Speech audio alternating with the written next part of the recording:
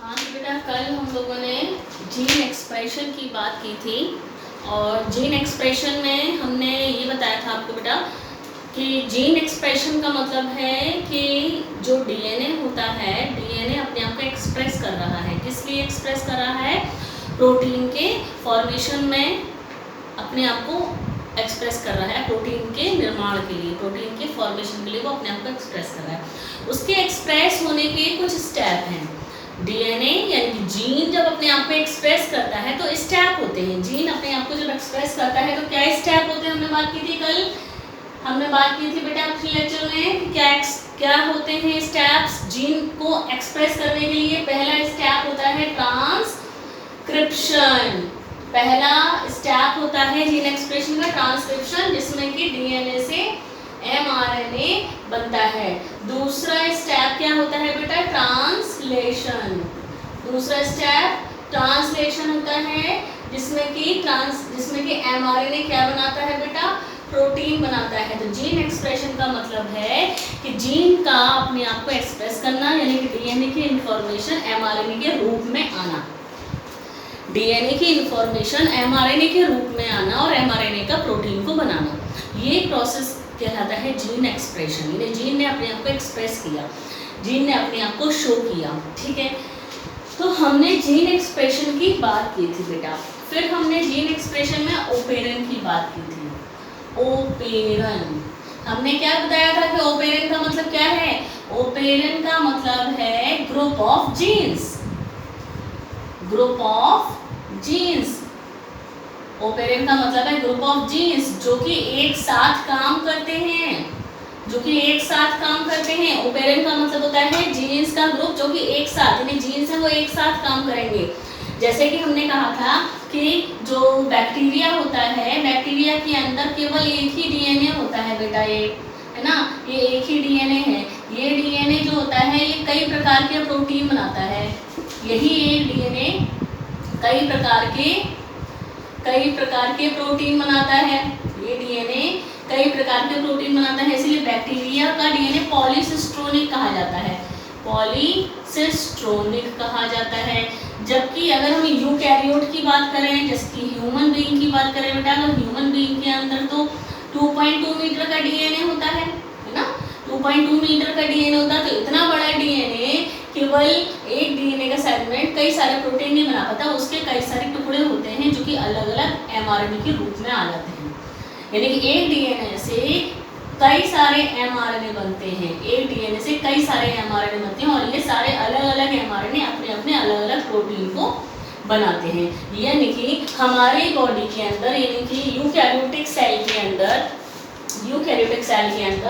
मोनोसिस्ट्रोनिक होता है। मोनोसिस्ट्रोनिक का मतलब ये होता है कि एक बार में एक ही प्रोटीन बनेगा। डीएनए का छोटा सा सेगमेंट एक एमआरएनए को बनाएगा और ये एमआरएनए एक प्रोटीन बनाएगा, दूसरा सेगमेंट दूसरे एमआरएनए को बनाएगा, ये एमआरएनए कोई दूसरा प्रोटीन बनाएगा, तो सारे प्रोटीन अलग अलग बनेंगे। तो इसको कहते हैं मोनोसिस्ट्रोनिक, यानी कि एक सिस्ट्रोन से एक एमआरएनए, एक जीन से एक जीन के सेगमेंट से एक एमआरएनए बनेगा और वो एक टाइप का प्रोटीन बनाएगा, तो मोनोसिस्ट्रोनिक बनेगा बेटा। तो बात समझ में आ रही है बेटा? तो हमने क्या कहा था? मोनोसिस्ट्रोनिक का मतलब हुआ कि एक बार में एक ही प्रोटीन, यानी कि एक डीएनए के सेगमेंट से कई सारे अलग अलग प्रोटीन बन जाएंगे बेटा। ठीक है, और पॉलीसिस्ट्रोनिक क्या होता है? जब बहुत सारे प्रोटीन एक ही डीएनए से बनेंगे। ठीक है, तो कल हमने बेटा आपको लैक ओपेरन की बात बताई थी। कल हमने आपको क्या बताई थी? ओपेरन की बात बता दी थी कि ये ओपेरन का मतलब है ग्रुप ऑफ जीन्स। ओपेरन का मतलब है ग्रुप ऑफ जीन्स। हम लोगों ने ये बात कर रहे थे बेटा डिस्कवरी की, है ना, हम लोग किसकी बात कर रहे थे? डिस्कवरी की। तो हमने लास्ट किया था lecture discovery of lac operon. कल मैंने आपको लैक ओपेरन और ट्रिप्टोफैन ओपेरन दोनों बताए थे बेटा। लैक ओपेरन और ट्रिप्टोफैन ओपेरन, लैक ओपेरन और ट्रिप्टोफैन ओपेरन बताए थे दोनों। बताइए लैक ओपेरन क्या था? लैक ओपेरन का मतलब लैक्टोज ओपेरन, जो कि नॉर्मल कंडीशन में बेटा ऑन होता है, ठीक है। तो इसको बोलते हैं इंड्यूसिबल। क्या बोलते हैं? इंड्यूसिबल। जबकि जो ट्रिप्टोफैन ओपेरन होता है, ट्रिप्टोफैन ओपेरन होता है, ये ट्रिप्टोफैन ओपेरन नॉर्मल कंडीशन में ऑफ होता है, इसीलिए इसको बोलते हैं रिप्रेसिबल। क्या बोलते हैं? रिप्रेसिबल बोलते हैं, ठीक है। आपको बेटा मैंने बैक्टीरिया का एक बहुत ही अच्छा एग्जाम्पल बताया था कि जिसको देख के बैक्टीरिया खुश हो जाता है। बैक्टीरिया किसको देखकर खुश होगा? लैक्टोज को देखकर खुश हो जाएगा। बैक्टीरिया किसको देखकर खुश होगा? लैक्टोज को देखकर खुश हो जाएगा। क्यों? क्योंकि बैक्टीरिया लैक्टोज को खाता है, बैक्टीरिया को लैक्टोज पसंद है, ठीक है ना। तो अगर उसको लैक्टोज की जगह ट्रिप्टोफैन दिख जाता है तो वो कितना दुखी हो जाएगा। बात समझ में आ रही है? तो इसीलिए रिप्रेसिबल, रिप्रेसिबल मतलब वहीं की वहीं दबा देना, यानी दुखी हो जाना। रिप्रेसिबल, रिप्रेसिबल का मतलब वहीं की वहीं उसको स्टॉप कर देना, रोक देना।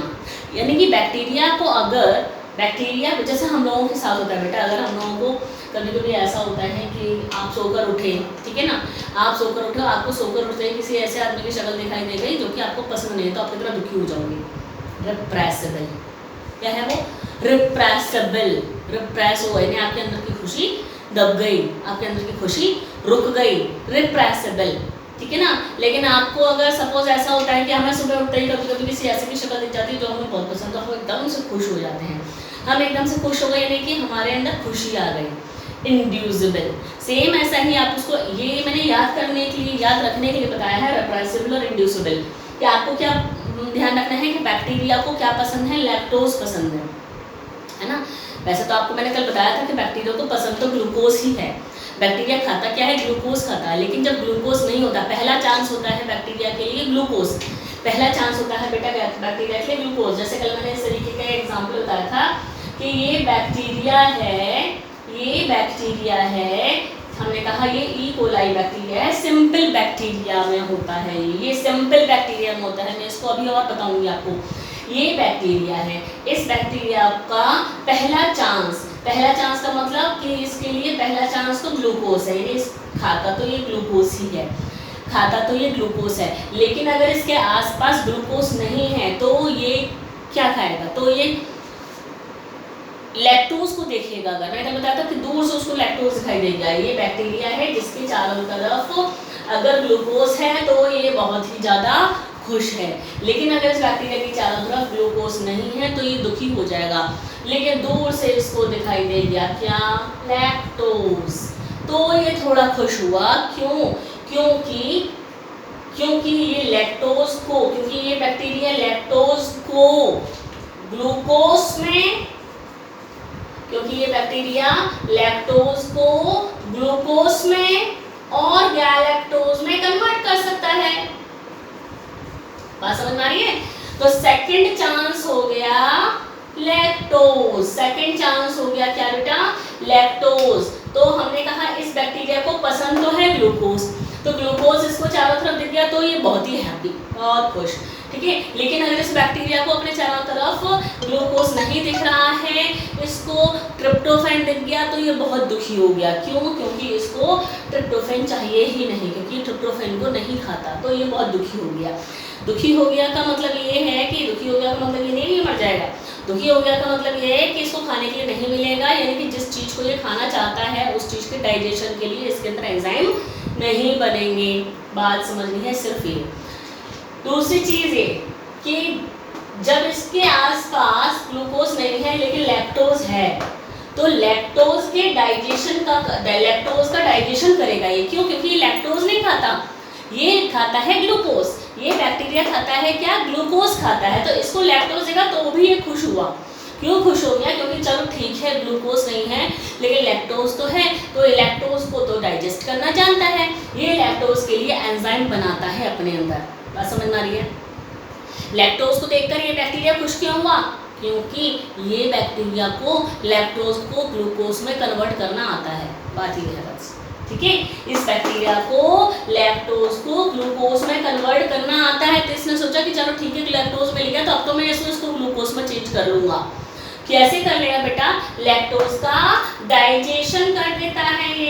ये बैक्टीरिया लैक्टोज का डाइजेशन करता है। इस बैक्टीरिया के पास ऐसा एंजाइम है, इस बैक्टीरिया के पास ऐसा एंजाइम है जो कि लैक्टोज को डाइजेस्ट कर देता है ग्लूकोज में और गैलेक्टोज में। बात समझ में आई है? इस बैक्टीरिया के पास ऐसे एंजाइम बनते हैं जो कि लैक्टोज को ग्लूकोज और गैलेक्टोज में डाइजेस्ट कर देते हैं, यानी कि लैक्टोज का डाइजेशन करने वाला एंजाइम इसके अंदर बनता है ना बेटा? एंजाइम बनता है इसके अंदर लैक्टोज को डाइजेस्ट करने वाला। आप लोगों ने सभी ने डाइजेशन वाला प्रोसेस पढ़ा है बेटा जूलॉजी में। आपको पता है कि एंजाइम बनने का जो प्रोसेस होता है, एंजाइम बनने का प्रोसेस, यानी कि आप लोग ट्रांसलेशन पढ़ चुके हैं बेटा। ट्रांसलेशन आपने पढ़ा है, ट्रांसलेशन पढ़ा है ना, प्रोटीन का फॉर्मेशन। और आपको मालूम है कि प्रोटीन का फॉर्मेशन जब आपने पढ़ा था तो आपको पता है कि प्रोटीन को बनने में एनर्जी चाहिए होती है। प्रोटीन बनाने के लिए एनर्जी चाहिए होती है, ठीक है? प्रोटीन बनाने के लिए एनर्जी चाहिए एटीपी के रूप में, ठीक है? प्रोटीन ही तो एंजाइम है, प्रोटीन ही तो एंजाइम है। तो जब इस बैक्टीरिया को सीधे सीधे ग्लूकोज मिल रहा है तो ये ग्लूकोज को खाना शुरू कर देगा। लेकिन जब इसको लैक्टोज मिल रहा है, जब इसके आसपास ग्लूकोज नहीं है, क्या है इसके आसपास, इस बैक्टीरिया के आसपास लैक्टोज है, तो ये सोचेगा कि भाई लैक्टोज से ही काम चलाना पड़ेगा। इसने जैसे देखा कि लैक्टोज है, इसके आसपास लैक्टोज था, तो इसके अंदर लैक्टोज का डाइजेशन करने वाला एंजाइम कौन सा, बीटा गैलेक्टोसाइडेज,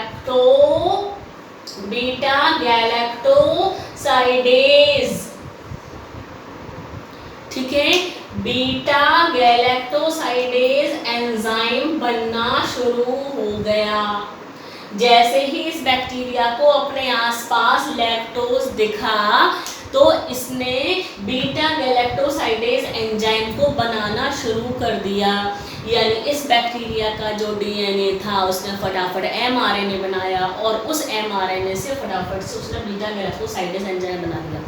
और इस बीटा गैलेक्टोसाइडेज एंजाइम ने क्या करा, इस लैक्टोज का डाइजेशन किया फटाफट से और लैक्टोज को ग्लूकोज में और गैलेक्टोज में कन्वर्ट कर दिया। बैक्टीरिया के मजे आ गए, ग्लूकोज खाने को मिल गया इसको। जब इसके आसपास लैक्टोज था तो अब सोचिए, अगर इसके आसपास लैक्टोज है ही नहीं, ये मैंने जो बताया ना, लैक्टोज था और एंजाइम बनने लग गया। ये हमने कहा ग्लूकोज नहीं था, लैक्टोज था, तो इसके अंदर एंजाइम बनने लग गए। ये लैक्टोज इसके अंदर गया, इस बैक्टीरिया के अंदर गया, इस बैक्टीरिया ने अपने अंदर बीटा गैलेक्टोसाइडेज वाला एंजाइम बनाया, अपने अंदर बीटा गैलेक्टोसाइडेज का एंजाइम बनाया और उसने इस बीटा गैलेक्टोसाइडेज ने इस लैक्टोज को ग्लूकोज में और गैलेक्टोज में कन्वर्ट कर दी। ग्लूकोज को इसने खा लिया, ग्लूकोज को ये खा गया क्योंकि इसको तो ग्लूकोज ही चाहिए था। बेटा अगर हम एक दूसरा ऑप्शन ये रखते हैं कि ये जो बैक्टीरिया है, ये बैक्टीरिया के आसपास लैक्टोज है ही नहीं। अगर लैक्टोज नहीं है, अगर इस बैक्टीरिया के आसपास लैक्टोज नहीं है तो बिना बात के ये बीटा गैलेक्टोसाइडेज क्यों बनाएगा? सिर्फ इतनी बात समझनी है। जब इस बैक्टीरिया के आसपास लैक्टोज था तो इसको बीटा गैलेक्टोसाइडेज को बनाना पड़ा। क्यों? क्योंकि इसको ग्लूकोज खाना था, ग्लूकोज खाने इसको ग्लूकोज में कन्वर्ट करना था इसको, तो इसने अपने अंदर बीटा गैलेक्टोसाइडेज को बना लिया। बीटा गैलेक्टोसाइडेज को बनाने में एनर्जी यूज हुई और ये स्विच ऑन हो गया इसका प्रोसेस। स्विच ऑन यानी बीटा गैलेक्टोसाइडेज बनना शुरू हो गया क्योंकि आसपास लैक्टोज था। लेकिन दूसरी कंडीशन ये होती है कि अगर इसके आसपास लैक्टोज है ही नहीं तो ये बिना बात के अपनी एनर्जी क्यों खर्च करेगा बीटा गैलेक्टोसाइडेज को बनाने में? तो इसके अंदर बीटा गैलेक्टोसाइडेज भी नहीं बनेगा, तो स्विच ऑफ कहलाएगा। स्विच ऑफ, बात समझ में आ रही है? स्विच ऑन और स्विच ऑफ का मतलब ये है, स्विच ऑन और स्विच ऑफ का मतलब ये है। मैं आपको ना इसके कुछ क्वेश्चंस भी करवाऊंगी बेटा अगले लेक्चर में।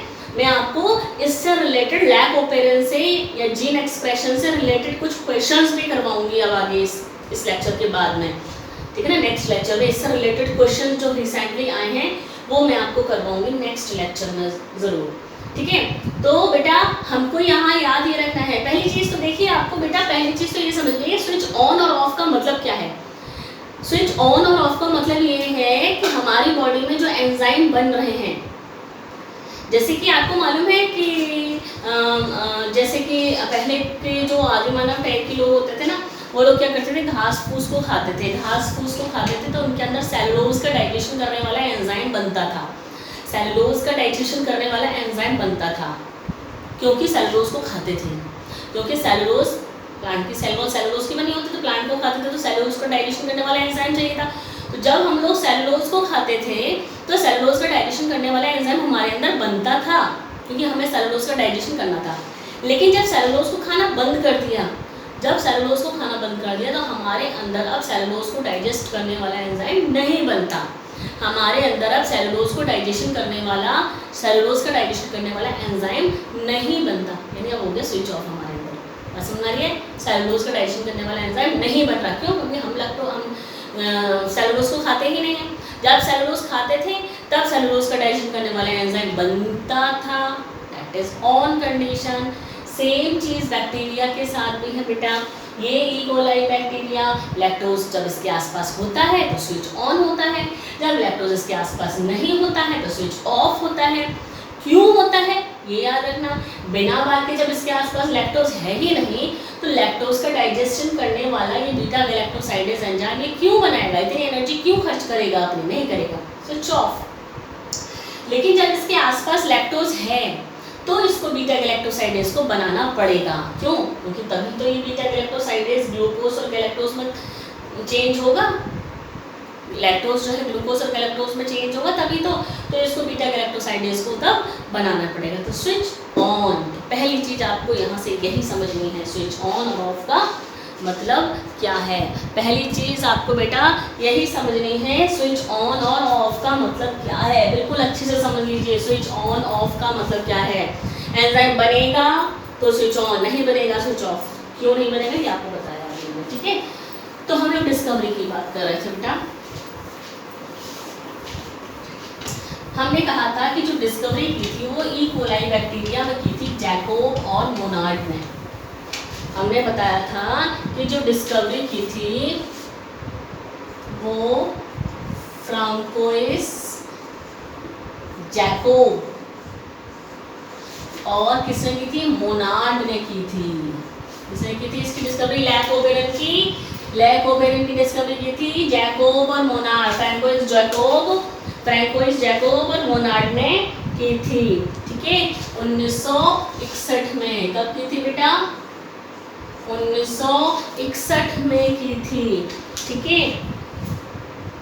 इन्होंने ये बताया था कि ई कोलाई बैक्टीरिया, इन्होंने ये बताया था कि ई कोलाई बैक्टीरिया जो कि एक सिंपल बैक्टीरिया है, बहुत ही सिंपल बैक्टीरिया सिंपल बैक्टीरिया है। इन्होंने ये बताया था कि ई कोलाई बैक्टीरिया जो बहुत ही सिंपल बैक्टीरिया है, ये सिंपल बैक्टीरिया के अंदर 3 जीन्स होते हैं, Z, Y और A, है ना। इन्होंने बताया था कि इस सिंपल बैक्टीरिया के अंदर लैक्टोज का डाइजेशन करने वाले 3 लैक्टोज का डाइजेशन करने के लिए 3 एंजाइम होते हैं, जिसको हमने कहा लैक जीन्स, यानी लैक्टोज डाइजेशन करने वाले जीन्स। लैक्टोज डाइजेशन करने के लिए जीन्स, इस ई कोलाई के अंदर लैक्टोज डाइजेशन करने के लिए 3 जीन्स हैं, Z, Y और A, ये 3 जीन्स हैं जिसको कहा लैक जीन्स। यानी इस ई कोलाई के अंदर 3 जीन्स हैं, Z, Y और A। ये 3 जीन्स एक साथ मिलकर लैक्टोज का डाइजेशन करते हैं। ये तीनों जीन्स एक साथ मिलकर लैक्टोज का डाइजेशन करते हैं। कैसे करते हैं देखिए, मैं यहाँ पर लिख रही हूँ बेटा थोड़ा बड़ा बड़ा। ये 3 जीन्स हैं, Z, Y और A, है ना। इन्होंने बताया कि ये तीनों जीन्स मिलकर ई कोलाई के अंदर लैक्टोज का डाइजेशन करते हैं। कैसे करते हैं? ये जो Z वाला जीन है, ये Z वाला जीन तो बेटा बीटा गैलेक्टोसाइडेज को बनाता है। ये Z जीन बीटा गैलेक्टोसाइडेज को बनाता है जो कि लैक्टोज का डाइजेशन करता है। ये जो Y जीन होता है बेटा, ये परमिएज एंजाइम को बनाता है। कौन सा? परमिएज, है ना, मैं ये काम बताऊंगी। और A वाला जो है ये बनाता है ट्रांस एसिटाइलेज। ठीक है। इन्होंने बताया, जैकोब और मोनार्ड ने लैकोपेरिन के बारे में ये बताया कि ई कोलाई के अंदर जो कि सिंपल बैक्टीरिया है, ई कोलाई, उसके अंदर 3 जीन्स हैं जो कि एक साथ मिलकर काम करते हैं और तीनों जीन्स एक साथ मिलकर क्या करते हैं? लैक्टोज के डाइजेशन में हेल्प करते हैं। इन्होंने बताया कि जो Z जीन है, तीनों मिलकर काम करेंगे तभी डाइजेशन होगा। इन्होंने बताया कि Z जीन जो है वो तो बीटा गैलेक्टोसाइडेज को बनाएगा जो कि एक्चुअली लैक्टोज का डाइजेशन करेगा। Y जीन जो है ये परमिएज है, ये परमिएज एंजाइम को बनाएगा। परमिएज एंजाइम क्या काम करता है बेटा? सेल की परमिएबिलिटी बनाता है। सेल को परमिएबल बनाता है। किसके लिए? लैक्टोज के लिए, है ना। ये बैक्टीरिया है, ये ई कोलाई बैक्टीरिया है। इस ई कोलाई बैक्टीरिया को लैक्टोज को खाना है, तो इस ई कोलाई बैक्टीरिया की जो सेल मेम्ब्रेन है, इस ई कोलाई बैक्टीरिया की जो सेल मेम्ब्रेन है वो परमिएबल होनी चाहिए या नहीं? आप लोग पढ़े हो ट्रांसपोर्टेशन। इस बैक्टीरिया की सेल मेम्ब्रेन परमिएबल होनी चाहिए लैक्टोज के लिए, तभी तो लैक्टोज सेल के अंदर जाएगा। और जब लैक्टोज इसके अंदर जाएगा तभी तो इसके अंदर डाइजेशन होकर ग्लूकोज बनेगा। तो परमिएबिलिटी को बनाता है, ये परमिएबल बनाता है लैक्टोज के लिए। परमिएज एंजाइम का काम है सेल को लैक्टोज के लिए परमिएबल बनाना, पारगम्य बनाना, जिससे कि लैक्टोज अंदर जा पाए। तो हमारे में सेल मेम्ब्रेन हर किसी मॉलिक्यूल को अलाउड नहीं करती है। सेल मेम्ब्रेन के अंदर कोई सा भी मॉलिक्यूल एंटर नहीं कर सकता, तभी तो उसको सेलेक्टिवली परमिएबल मेम्ब्रेन बोलते हैं बेटा। तो सेल को परमिएबल बनाता है। जब सेल परमिएबल बनेगी तभी तो लैक्टोज का डाइजेशन होगा, तो जब ये अंदर जाएगा तभी तो बीटा गैलेक्टोसाइडेज का काम होगा बेटा। ट्रांस एसिटाइलेज का काम होता है ट्रांसलेशन करना। इसका काम होता है ट्रांसलेशन करना, यानी कि इस एंजाइम को बनाना, ट्रांसलेशन करने का काम होगा इसका, है ना। बीटा गैलेक्टोसाइडेज को बनाना, यानी कि प्रोटीन को बनाना, है ना, इस वाले प्रोटीन को बनाना। ट्रांस एसिटाइलेज का काम होता है प्रोटीन को बनाना। अभी हम बात करेंगे पूरी किस तरीके से। ZYAK ये काम होगा बेटा, ZYAK हो गए ये काम, ठीक है। ये काम ZYAK हो गए। ई कोलाई जो कि सिंपल बैक्टीरिया है, 3 जीन्स होते हैं, ये तीनों जीन्स एक साथ मिलकर लैक्टोज का डाइजेशन करते हैं। कैसे करते हैं देख लीजिए, आपको बताया। ये परमिएबिलिटी को बनाएगा तो लैक्टोज अंदर जाएगा। ये प्रोटीन यानी कि बीटा गैलेक्टोसाइडेज को बनाएगा। जब बीटा गैलेक्टोसाइडेज बन जाएगा तब लैक्टोज को ग्लूकोज और गैलेक्टोज में कन्वर्ट करेगा ये। तो तीनों मिलकर काम करते हैं। तो ये 3 जीन्स हैं जो कि लैक्टोज का डाइजेशन करते हैं। अब क्वेश्चन ये आता है कि जैकोब और मोनार्ड ने, क्वेश्चन ये आता है कि जैकोब और मोनार्ड ने ई कोलाई में ही कैसे इसको देखा, ई कोलाई में ही क्यों देखा, मतलब ये जो लैकोपेरिन है ये ई कोलाई में ही क्यों मिलता है, ये जो लैकोपेरिन है ये ई कोलाई में ही क्यों मिलता है बेटा। ये ई कोलाई में इसीलिए ही मिलता है क्योंकि ई कोलाई जो है वो पॉलीसिस्टोरिक जीन है, यानी कि बहुत ही सिंपल जीन्स हैं इसके, सिंपल बैक्टीरिया है। ई कोलाई एक बहुत ही सिंपल बैक्टीरिया है। ई कोलाई एक बहुत ही सिंपल बैक्टीरिया है। जब बैक्टीरिया सिंपल है तो ये प्रोटीन भी तो सिंपल बनाएगा, कोई कॉम्प्लेक्स प्रोटीन नहीं बनाएगा, सिंपल प्रोटीन ही तो बनाएगा। बात समझ आ रही है? सिंपल बैक्टीरिया है ई कोलाई जो है वो जब सिंपल बैक्टीरिया है तो प्रोटीन भी तो सिंपल ही बनाएगा, बात समझ रही है, प्रोटीन भी तो ये सिंपल ही बनाएगा। तो इसके पास जो जीन्स हैं इस प्रोटीन को बनाने के लिए, वो जीन्स भी तो सिंपल जीन्स हैं, वो जीन्स भी तो सिंपल जीन्स हैं बेटा, ठीक है, वो जीन्स भी तो सिंपल जीन्स हैं, ठीक है। हम अगर ये मानते हैं बेटा कि ये जो सिंपल जीन्स है, जैसे कि आपको ये बोला जाए कि एक सपोज एक छोटा सा पार्क है, एक छोटा सा पार्क है, ठीक है, आपको ये बोला जाएगा कि साइकिल से उस पार्क के 10 चक्कर लगा लो, तो आप लगा लेंगे, 5 चक्कर लगा लो तो आप इजीली साइकिल से चक्कर लगा लेंगे, साइकिल छोटी सी सिंपल साइकिल। आपको अगर ये बोला जाएगा स्कूटी से लगा लो या बाइक से उस पार्क के चक्कर लगा लो तो भी ठीक है, तो सिंपल सी बात है भाई कि आप जब साइकिल से चक्कर लगा सकते हैं तो आप बाइक से और स्कूटी से भी उस पार्क के चक्कर लगा सकते हैं, सिंपल चीज़। लेकिन अगर आपसे ये कहा जाए कि जेट एरोप्लेन से उस पार्क के चक्कर लगा लो तो ये पॉसिबल नहीं है। तो जेट एरोप्लेन हो गई जटिल चीज, कॉम्प्लेक्स चीज, इतनी छोटी सी जगह में आप कैसे जेट एरोप्लेन से उसके अंदर ही अंदर घूम सकते हैं, ठीक है। तो यहाँ पर यही बात है, इसको सिंपल जीन्स को बेटा आप एक साइकिल मान सकते हैं कि ये साइकिल है जो कि आराम से आप उसको घुमा सकते हैं पार्क के अंदर।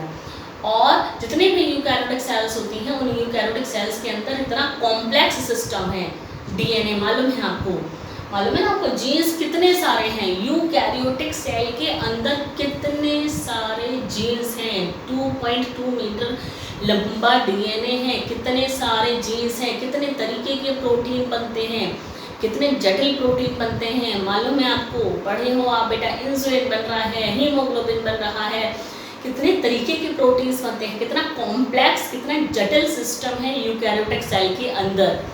तो वहाँ पर कई सारे जीन्स एक साथ मिलकर काम नहीं कर सकते, ठीक है। यूकैरियोटिक सेल के अंदर कई सारे जीन्स एक साथ मिलकर काम नहीं कर सकते हैं, एक साथ मिलकर काम नहीं कर सकते हैं। एक बार में एक काम होगा, यानी कि एक समय में एक प्रकार का प्रोटीन बनेगा, एक समय में एक टाइप का ही प्रोटीन बनेगा।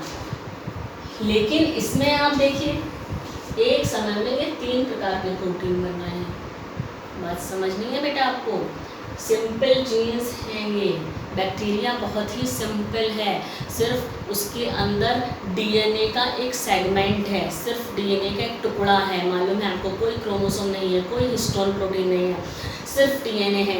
उसके पास जीन्स पे सिंपल जीन्स होते हैं, ये सिंपल जीन्स हैं, ये तीनों जीन्स एक समय में काम कर रहे हैं और एक साथ मिलकर लैक्टोज का डाइजेशन करने में हेल्प कर रहे हैं। तो ये तीनों जीन्स एक साथ काम कर रहे हैं, तीनों एक साथ ये प्रोटीन बना रहे हैं। यूकैरियोटिक सेल जो कि बहुत ही कॉम्प्लेक्स सेल है, जिसका डीएनए बहुत ही कॉम्प्लेक्स है, वो एक समय में एक ही प्रोटीन बना सकता है, एक समय में 3 प्रोटीन नहीं बन सकता उसे, क्योंकि वो कॉम्प्लेक्स सिस्टम है। तो आप यूकैरियोटिक सेल के जीन्स को, यूकैरियोटिक सेल के अंदर जो जीन्स हैं उनको आप जेट एरोप्लेन मान लीजिए, जो कि पॉसिबल नहीं है इतने सारे जीन्स को एक साथ बनाना। तो हम वही बात कर रहे हैं कि जैकोब और मोनार्ड ने ई कोलाई में ही क्यों देखा लैकोपेन, ई कोलाई में ही क्यों मिला, ई कोलाई में इसलिए मिला कि ई कोलाई एक सिंपल बैक्टीरिया है जिसके जीन्स भी सिंपल होते हैं। वो जीन्स एक बार में 3 एंजाइम बनाते हैं और तीनों मिलकर लैक्टोज का डाइजेशन कर लेते हैं, ठीक है। इसीलिए लैकोपेरन बेटा किस में मिला, प्रोकैरियोट्स में ही मिला, यूकैरियोट्स में नहीं देखा गया, यूकैरियोट्स में नहीं देखा गया, क्योंकि यूकैरियोट्स जो होते हैं, यूकैरियोट्स में इसीलिए नहीं देखा गया क्योंकि यूकैरियोट्स के जीन्स एक साथ काम नहीं कर सकते, एक साथ काम नहीं कर सकते, एक साथ काम नहीं कर सकते यूकैरियोट जीन्स। क्यों? क्योंकि ये बहुत ही कॉम्प्लेक्स जीन्स होते हैं। यूकैरियोट के जीन्स बहुत ही कॉम्प्लेक्स जीन्स होते हैं, ठीक है। यूकैरियोट के जीन्स बहुत ही कॉम्प्लेक्स जीन्स होते हैं, बहुत ही बड़े जीन्स होते हैं, बिग जीन्स होते हैं, इसके बिग जीन्स होते हैं जो कि एक साथ काम नहीं कर सकते। जैसे ये एक साथ काम कर रहे हैं ना, यूकैरियोट में ये इस तरीके से एक साथ काम नहीं कर सकते हैं बेटा जीन्स, इसीलिए यूकैरियोट में इस तरीके का ओपेरन नहीं देखा गया है, ठीक है। ठीक है, तो इसमें यूकैरियोट्स में एक जीन, ऐसे लिख लीजिए आप, one gene one time work. एक जीन एक समय में ही काम करेगा, एक साथ काम नहीं करेंगे, एक साथ काम नहीं करेंगे बेटा, ठीक है। इसीलिए जो ओपेरन है वो सिंपल बैक्टीरिया में मिला, इसीलिए जो ओपेरन है वो सिंपल बैक्टीरिया में मिला, क्योंकि यूकैरियोटिक तो जटिल है, कॉम्प्लेक्स है बहुत ज़्यादा, ठीक है। अब हम लोग ज़रा लैकोपेरन की बात करते हैं कि क्या सिस्टम है इसके अंदर।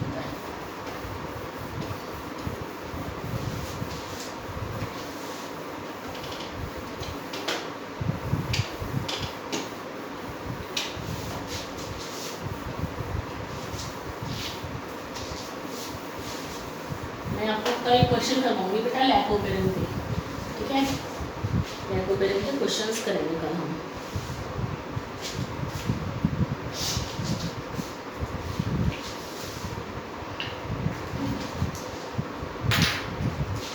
तो जैसे हमने कहा कि जो लैकोपेरन होता है बेटा, लैकोपेरन में ZYA 3 जीन्स हैं, ठीक है ना, ये बात हमने अभी समझी है ना। अभी हम लैकोपेरन बनाएंगे, तो लैकोपेरन में ZY और A 3 प्रकार के जीन्स हैं। कल हमने बात की थी एक ऑपरेटर भी होता है साथ में, तीनों जीन्स को कंट्रोल करने वाला कौन होता है? ऑपरेटर। कल हमने बात की थी तीनों जीन्स को कंट्रोल करने वाला कौन होता है? ऑपरेटर होता है, तीनों जीन्स को कंट्रोल करने वाला। जैसे हमने कहा था कि एक क्लास है, क्लास के अंदर जो स्टूडेंट होते हैं उसके लिए एक मॉनिटर को बनाया जाता है, मॉनिटर यानी ऑपरेटर, मॉनिटर यानी ऑपरेटर। तो क्लास के लिए मॉनिटर होता है, तो यहाँ पर ऑपरेटर जो है वो भी मॉनिटर का काम कर रहा है।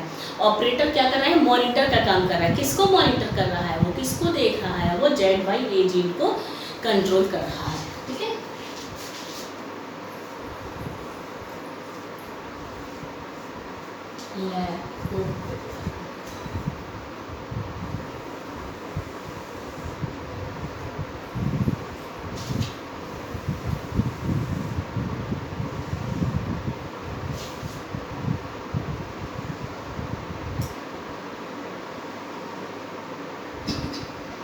ये है ऑपरेटर, क्या है ये?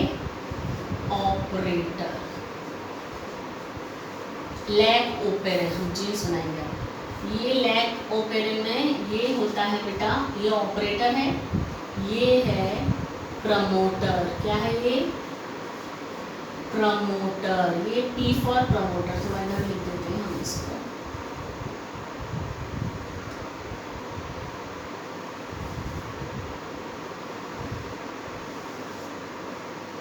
ये है ऑपरेटर, ऑपरेटर। ये है प्रमोटर। मैं अभी काम बताऊंगी बेटा इनके। ये Z जीन, थोड़ा बड़ा बनाते हैं इसको भी, Z जीन, ये Y जीन और ये A जीन, ठीक है। ये ऑपरेटर है, ये प्रमोटर है, ये Z gene, Y gene, A gene. ये तीन तो मैंने आपको अभी अभी बताया कि ZYA तीनों जीन्स एंजाइम बनाएंगे बेटा। प्रमोटर और ऑपरेटर मिलकर रेगुलेट कर रहे हैं इसको, इन सबको, है ना। तो इनको कहते हैं regulatory genes, regulatory genes. Promoter का काम क्या होता है अभी बताती हूँ मैं आपको। बेटा यहाँ पर जुड़ा होता है एक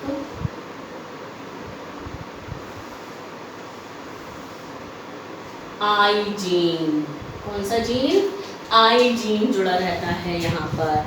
ये आई जीन एक्चुअली होता है कौन सा जीन? Repressor gene. कौन सा जीन?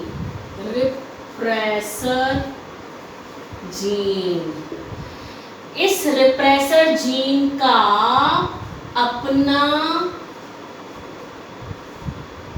प्रमोटर होता है, इसका अपना पी होता है और अपना ओ भी होता है। यानी अपना प्रमोटर होगा, इसका अपना ऑपरेटर होगा और ये अपना खुद का एमआरएनए बनाता है। ये अपना खुद का एमआरएनए बनाता है और खुद का जब एमआरएनए बनाएगा तो खुद का ही अपना प्रोटीन बनाता है। यानी कि इस आई जीन का सिस्टम पूरा अलग है। इस आई जीन का सिस्टम पूरा अलग है। ये आई जीन रिप्रेसर जीन कहलाता है। ये जीन अपना खुद का एमआरएनए बनाएगा क्योंकि इसके पास खुद के ही जीन है, तो ये अपना एमआरएनए बनाएगा खुद का और अपना ही प्रोटीन बनाएगा। और ये जो प्रोटीन बनाएगा इस प्रोटीन को कहा जाएगा रिप्रेसिबल प्रोटीन। ये प्रोटीन क्या है? रिप्रेसिबल। रिप्रेसिबल का मतलब है जो सिस्टम को रोक देगा, सिस्टम को रोकने वाला जीन बनाया जा रहा है। ये सिस्टम को रोकने वाला जीन है जो कि पूरे के पूरे सिस्टम को रोक देगा। ये रोकने वाला जीन है जो कि पूरे सिस्टम को रोकेगा, स्टॉप करने वाला है। ये पूरे सिस्टम को स्टॉप करने वाला ये रिप्रेसर जीन है बेटा, ध्यान रखना है ना। अब देखिए प्रमोटर का काम क्या होता है। ये प्रमोटर के साथ, ये मैं इस तरीके से दिखा देती हूँ, ये प्रमोटर से बाइंड होता है आरएनए पॉलीमरेज।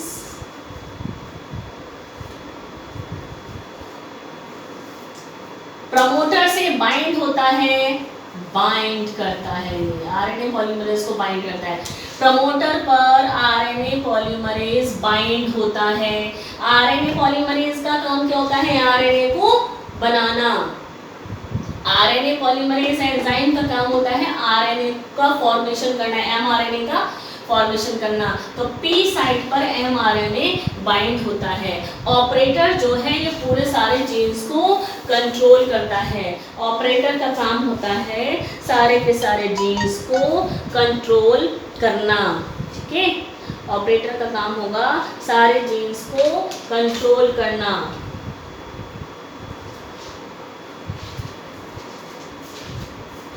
ये Z/A तीनों जीन्स हैं जिनको कहा जाता है स्ट्रक्चरल जीन्स। क्या कहा जाता है? स्ट्रक्चरल जीन्स, है ना। और ये आपको मैंने बताया ही था बेटा, ये Z क्या बनाएगा? बीटा गैलेक्टोसाइडेज बनाएगा। ये Y क्या बनाएगा? परमेज एंजाइम बनाएगा। और ये A क्या बनाएगा? Transacetylase. ट्रांसलेशन में हेल्प करेगा, ट्रांसक्रिप्शन करेगा और ट्रांसलेशन में हेल्प करेगा, ठीक है। अब बेटा क्या होता है कि ये है ओपेरन पूरा, ये रिप्रेसर प्रोटीन है। ये रिप्रेसर प्रोटीन क्या करता है? जब ये रिप्रेसर प्रोटीन जिस बैक्टीरिया के अंदर ये पूरा सिस्टम है, जब इस बैक्टीरिया के आसपास लैक्टोज नहीं है, जब इस बैक्टीरिया के आसपास लैक्टोज नहीं है तो क्या होगा? देखिए ये आई जीन अपना प्रोटीन बनाएगा। मैंने अभी बताया ये आई जीन अपना प्रोटीन बनाता है जिसको कहते हैं रिप्रेसिबल प्रोटीन। रिप्रेसिबल प्रोटीन इस तरीके का, देखिए इस तरीके से मैं थोड़ी सी शेप बना देती हूँ। ऐसे ये प्रोटीन बना लीजिए इसमें रिप्रेसिबल प्रोटीन। ये रिप्रेसिबल प्रोटीन हो गया। ये रिप्रेसिबल प्रोटीन क्या करता है? ऑपरेटर पर जाकर बैठ गया। देखिए ये रिप्रेसिबल रिप्रेसिबल प्रोटीन ऑपरेटर पर जाकर बैठ गया। ये रिप्रेसिबल प्रोटीन, ये है रिप्रेसिबल प्रोटीन जो कि ऑपरेटर पर जाकर बैठ गया। ऑपरेटर पर जाकर बैठ गया तो इसने सिस्टम को यहीं पर रोक दिया। सिस्टम को क्या कर दिया? स्टॉप कर दिया। सिस्टम को स्टॉप कर दिया तो इस आरएनए पॉलीमरेज को, जो कि प्रमोटर पर बंधा हुआ था, जो कि प्रमोटर पर बाइंड था, जब इसने ऑपरेटर को ही रोक दिया तो सिस्टम ऑपरेट ही नहीं हो पाया। यानी कि ये आरएनए पॉलीमरेज यहाँ से आगे ही नहीं बढ़ पाएगा। जब ये आरएनए पॉलीमरेज आगे ही नहीं बढ़ पाएगा तो एमआरएनए कैसे बनेगा? एमआरएनए नहीं बनेगा तो प्रोटीन कैसे बनेगा? यानी कि ये एंजाइम नहीं बनेंगे। तो ये हो गया स्विच ऑफ। स्विच ऑफ, बात समझ में आ रही है? क्या हो गया? स्विच ऑफ हो गया। स्विच ऑफ और ऑन कौन करता है? स्विच ऑन एंड ऑफ कौन करेगा? Switch on off repressor gene. ये रिप्रेसर जीन जब ऑपरेटर पर जाकर बैठ जाएगा तो सिस्टम हो जाएगा स्टॉप, सिस्टम रुक जाएगा। जब ये ऑपरेटर पर जाकर नहीं बैठेगा तो सिस्टम ऑन हो जाएगा, यानी स्विच ऑन हो जाएगा। तो अभी हमने कहा कि ये आई जीन ने रिप्रेसिबल प्रोटीन बनाया। ये रिप्रेसिबल प्रोटीन ऑपरेटर पर जाकर बैठ गया। ऑपरेटर पर जाकर बैठ गया, जिसने ऑपरेटर को वहीं बांध दिया। तो ये प्रमोटर वाले ने आरएनए पॉलीमरेज को बांध के रखा है, तो ये आरएनए पॉलीमरेज आगे बढ़ ही नहीं पाएगा। आगे नहीं बढ़ पाएगा आरएनए पॉलीमरेज, तो आरएनए कैसे बनेगा? आरएनए नहीं बन पाएगा। आरएनए नहीं बनेगा तो ये तीनों बन ही नहीं पाएंगे, यानी कि लैक्टोज का डाइजेशन नहीं होगा। ऐसा कब होता है? जब बैक्टीरिया के आसपास लैक्टोज नहीं है। ऐसा तब होता है जब बैक्टीरिया के आसपास लैक्टोज नहीं है। लेकिन अगर हम बात करते हैं बेटा कि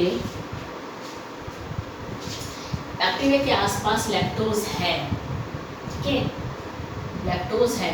अभी हमने स्विच ऑफ की बात की थी, अब हम बात करते हैं स्विच ऑन की क्या बात है। जब बैक्टीरिया के आसपास, इसको हटा देते हैं यहाँ से,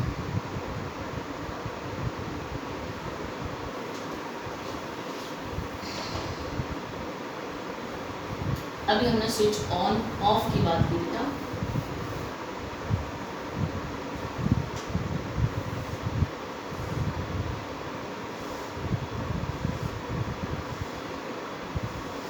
अब हम बात करते हैं कि बैक्टीरिया के आसपास प्रोटीन है, सॉरी लैक्टोज है। इस आइजीन का काम तो है, ये आइजीन तो बराबर रिप्रेसर प्रोटीन बनाता रहता है, तो ये आइजीन तो रिप्रेसर प्रोटीन बना ही रहा है। इसका तो काम ही है रिप्रेसर प्रोटीन को बनाना, तो इसने ये रिप्रेसर प्रोटीन को तो बनाया ही है। देखिए ये रिप्रेसर प्रोटीन को तो इसने बनाया ही है। लेकिन अब बाहर है लैक्टोज। लैक्टोज अंदर गया, सेल मेम्ब्रेन के अंदर गया लैक्टोज सेल मेम्ब्रेन में जब गया तो इस लैक्टोज का एक मॉलिक्यूल इसके साथ बाइंड हो गया। इस लैक्टोज का एक मॉलिक्यूल इस रिप्रेसर प्रोटीन के साथ बाइंड हो गया। तो लैक्टोज जब आसपास था तो लैक्टोज का एक मॉलिक्यूल ने रिप्रेसर प्रोटीन को अपने साथ बांध लिया, यहाँ से हिलने ही नहीं देगा इस रिप्रेसर प्रोटीन को। जब ये रिप्रेसर प्रोटीन यहाँ से हिलेगा ही नहीं। अच्छा एक चीज़ और पहले बता दूँ कि जब रिप्रेसर प्रोटीन, ये लैक्टोज जो है ये एलो लैक्टोज कहलाता है। क्या कहलाता है? Allolactose. ये है एलो लैक्टोज, ठीक है बेटा। क्या है ये? Allolactose. जब इस बैक्टीरिया के चारों तरफ लैक्टोज था तब वो लैक्टोज ने रिप्रेसर प्रोटीन, तब उस लैक्टोज के एक मॉलिक्यूल ने रिप्रेसर प्रोटीन को अपने साथ बांध लिया, घेर लिया इसको, यही रोक लिया कि नहीं जाने ही नहीं देंगे तुम्हें वहाँ पर। तो इसने लैक्टोज को अपने साथ बांध लिया। एलोलैक्टोज कहलाया। ये क्या कहलाया लैक्टोज? एलोलैक्टोज। और बाकी के सारे मॉलिक्यूल, सपोज यहाँ पर लैक्टोज के 100 मॉलिक्यूल थे, मान लेते हैं कि लैक्टोज के 100 मॉलिक्यूल थे इस बैक्टीरिया के बाहर, 100 मॉलिक्यूल में से एक मॉलिक्यूल यहाँ इसको घेरने के लिए खड़ा हो गया कि नहीं तुम्हें आगे जाने ही नहीं देंगे, यहाँ पर हम जाने ही नहीं देंगे, तो इस रेप्रेसर प्रोटीन को एक लैक्टोज के मॉलिक्यूल ने अपने साथ बांध कर रख लिया और बाकी के जो लैक्टोज मॉलिक्यूल थे वो सब आगे की तरफ, अंदर की तरफ एंटर कर गए। जैसे अंदर एंटर गए, अब यहाँ पर तो कोई बैठा ही नहीं है, रेप्रेसर प्रोटीन तो यहाँ पर घेर के रखा हुआ है, रेप्रेसर प्रोटीन यहाँ पर घेर कर रखा हुआ है। इस आरएनए पॉलीमरेज ने आगे बढ़ना शुरू करा, आगे बढ़ना शुरू करा, एमआरएनए बन गया। क्या बन गया? एमआरएनए बन गया। इस एमआरएनए ने प्रोटीन यानी कि ये सारे एंजाइम को बना लिया, ये एंजाइम्स बन गए, एमआरएनए बन गया और ये सारे ये एंजाइम्स बन गए, बीटा गैलेक्टोसाइडेज का फॉर्मेशन हो गया, है ना बेटा। आरएनए पॉलीमरेज आगे बढ़ा क्योंकि अब तो ऑपरेटर खाली है, ऑपरेटर तो इन सारे जीन्स को कंट्रोल कर ही रहा है। आरएनए पॉलीमरेज ने आगे बढ़कर ये एमआरएनए को आगे बढ़ाई, आरएनए पॉलीमरेज एमआरएनए बनाया, एमआरएनए ने प्रोटीन बनाया, यानी कि ये एंजाइम बन गए और प्रोटीन ने प्रोटीन बनाया और इसने क्या करा? एंजाइम को बनाने लगा और लैक्टोज का डाइजेशन शुरू हो गया, लैक्टोज का डाइजेशन शुरू हुआ, ग्लूकोज में कन्वर्जन होने लग गया बेटा, ठीक है ना। अब आप ये सोचिए कि 100 मॉलिक्यूल में से 99 मॉलिक्यूल्स का डाइजेशन शुरू हुआ, अभी स्विच ऑन हो गया, ये क्या हो गया? स्विच ऑन हो गया। स्विच ऑन रहेगा, स्विच ऑन रहेगा कब तक? जब तक वो 100 में से एक मॉलिक्यूल यहाँ पर है, 99 मॉलिक्यूल का डाइजेशन हो जाएगा। जब 99 मॉलिक्यूल का डाइजेशन, ऐसा नहीं है कि स्विच ऑन हो गया तो स्विच ऑन ही रहेगा, भाई लैक्टोज जब बाहर खत्म हो जाएगा, 100 मॉलिक्यूल ही तो है, ये हम एक सपोज कर रहे हैं कि मान लेते हैं कि 100 मॉलिक्यूल है, 1000 भी मॉलिक्यूल हो सकते हैं, ज़्यादा हो सकते हैं, तो 100 मॉलिक्यूल जब हैं तो 100 मॉलिक्यूल में से एक मॉलिक्यूल इसके संग बन गया, बाकी के 99 मॉलिक्यूल का डाइजेशन जब ये खत्म कर लेगा तब तो स्विच ऑफ होना पड़ेगा ना, उस कंडीशन में अभी तो स्विच ऑन है। जब 99 मॉलिक्यूल का डाइजेशन हो जाएगा, जब 99 मॉलिक्यूल को ये डाइजेस्ट कर चुकेगा, तब ये वाला जो एक लैक्टोज का मॉलिक्यूल है ये भी अंदर आएगा और ये हो जाएगा खाली। अब रेप्रेसर खाली, क्योंकि ये जो एक मॉलिक्यूल यहाँ पर बंधा हुआ था ना, इसको घेर के रखा हुआ था, रेप्रेसर प्रोटीन को बांध के रखा था कि तुझे कहीं नहीं जाने दूंगा, तो ये लैक्टोज का मॉलिक्यूल जब सारे के सारे 99 मॉलिक्यूल डाइजेस्ट हो जाएंगे तब लैक्टोज का ये एक मॉलिक्यूल भी डाइजेस्ट हो जाएगा और ये हो जाएगा फ्री। और जैसे ही इस लास्ट वाले मॉलिक्यूल का डाइजेशन खत्म हुआ, ये रेप्रेसर प्रोटीन वापस ऑपरेटर पर जाकर बैठ जाएगा और सिस्टम हो जाएगा ऑफ, ठीक है। तो स्विच ऑन हुआ है क्योंकि लैक्टोज है, फिर एक टाइम तो ऐसा आएगा जब लैक्टोज खत्म हो जाएगा, तो लैक्टोज खत्म होगा जब लास्ट मॉलिक्यूल का डाइजेशन होगा तो रेप्रेसर हो जाएगा खाली, रेप्रेसर प्रोटीन हो जाएगा खाली, तो वो जाकर फिर से ऑपरेटर पर बैठ जाएगा और स्विच हो जाएगा ऑफ। ये है लैक ओपेरेंट का स्विच ऑन और ऑफ। क्या है ये? स्विच ऑन और ऑफ। ये क्या है? स्विच ऑन और ऑफ है बेटा, ठीक है। सारे क्वेश्चंस इसमें से बनेंगे बेटा आपकी, बहुत अच्छे से समझ लीजिएगा इसको।